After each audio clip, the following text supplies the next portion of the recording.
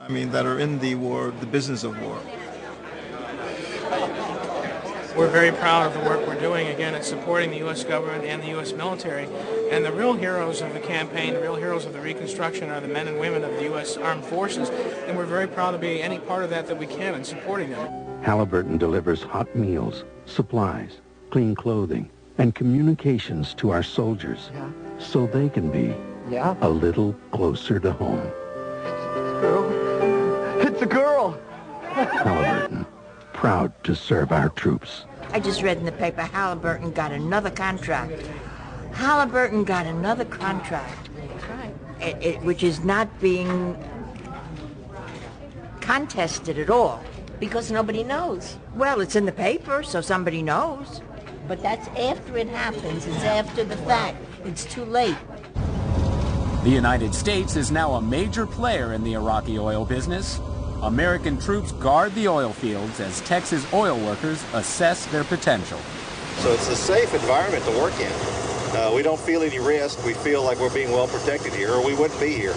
It's no secret. I mean, I make anywhere, I don't know, between $2,000 and $3,000 a month. A Halliburton employee out here driving a bus can make all between $8,000 and $10,000 a month. Explain that one to me. For 40 hours a week, driving the same 2.5-mile route. Go figure.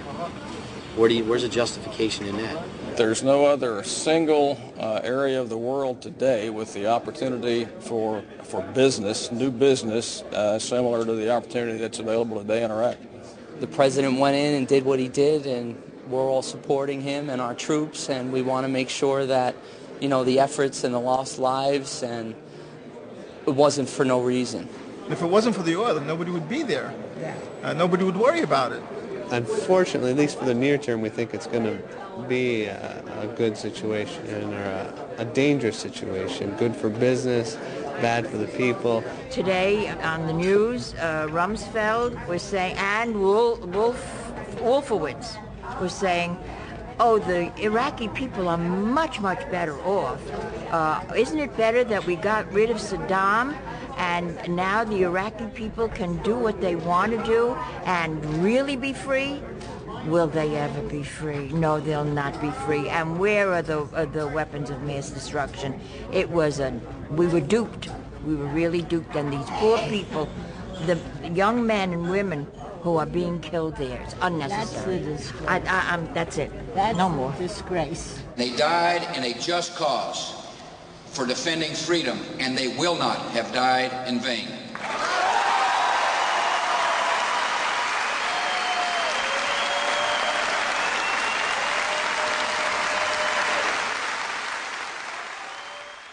Lila had called to tell me that she was coming down from Flint to Washington, D.C. to attend a jobs conference.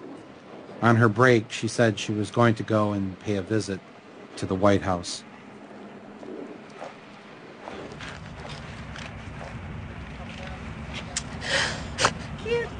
Who's killed children? Iraqi children. My son killed. Kill my people in Spain. Yes. These false lies kill people, your children too. Yes, my son. They have no business to do in Iraq now. And they killing all these young Americans. Yes. For what? For oil. Bush is a terrorist. No, he isn't. This is all staged. He's a Bush of Iraq. Iraq. He's the My Bush son. of Iraq. Where was he You killed? tell me, my son. Where was he It's killed? not a Bush is the stage. Bush of Where was he Iraq. killed? He was Kill my killed in people Karbala. Spain by lying. April 2nd is not a stage. My son is They dead. didn't have to go to war. There are a lot of they other didn't people have to too. attack our people because of Bush. The father look at the Blame Al-Qaeda. What'd that woman yell at you? That I'm supposed to blame the Al-Qaeda. The Al-Qaeda didn't make a decision to send my son to Iraq. Ignorance that we deal with everyday people, because they don't know. People think they know, but you don't know. I thought I knew, but I didn't know.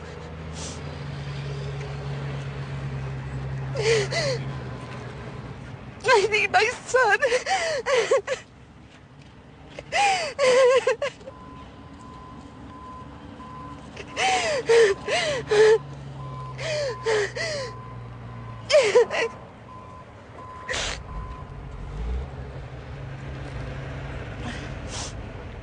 God's tougher than I thought it was gonna be to be here.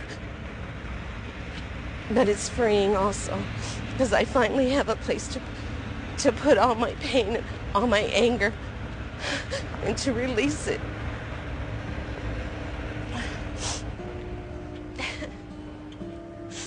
I guess I was tired of seeing people like Lila Lipscomb suffer, especially when, out of the 535 members of Congress, only one had an enlisted son in Iraq.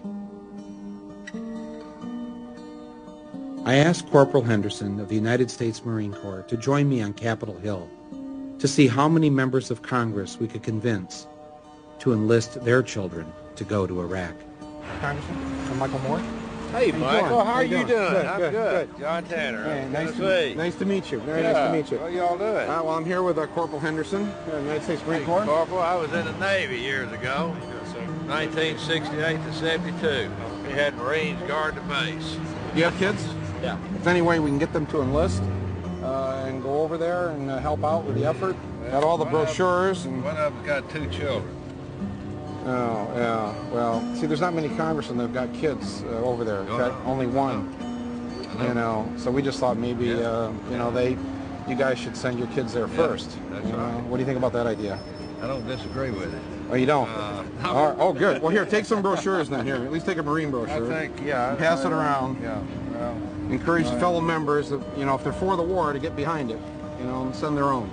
thank you, man. Thank you, sir. Thank you very much. Congressman? Michael Moore. How you doing? Good, good. Trying to get members of Congress to get their kids to enlist in the Army and go over to Iraq. Congressman? Congressman? Congressman Castle. Congressman Castle. Congressman. Congressman. Congressman Doolittle. Michael Moore. I'm wondering if, is there any way to... Of course, not a single member of Congress wanted to sacrifice their child for the war in Iraq. And who could blame them? Who would want to give up their child? Would you? Would he?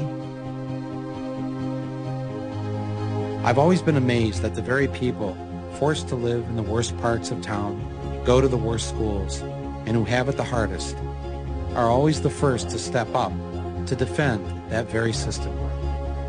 They serve so that we don't have to.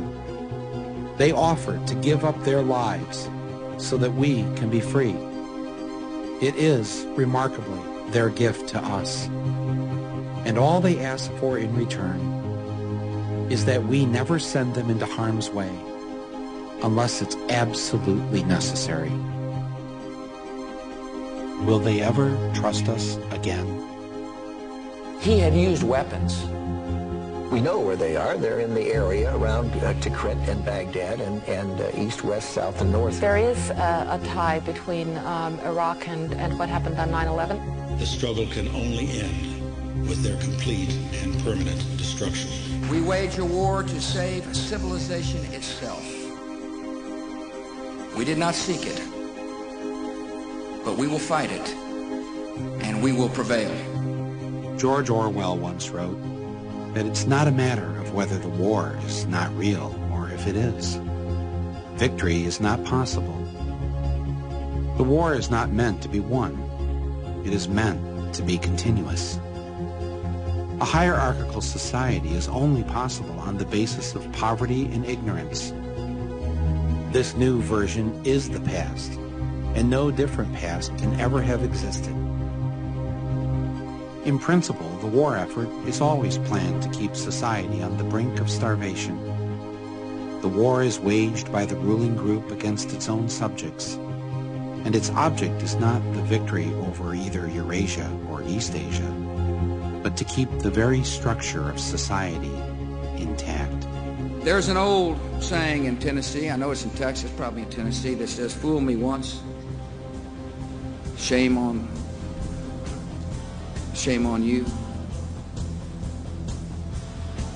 If fool me, we can't get fooled again.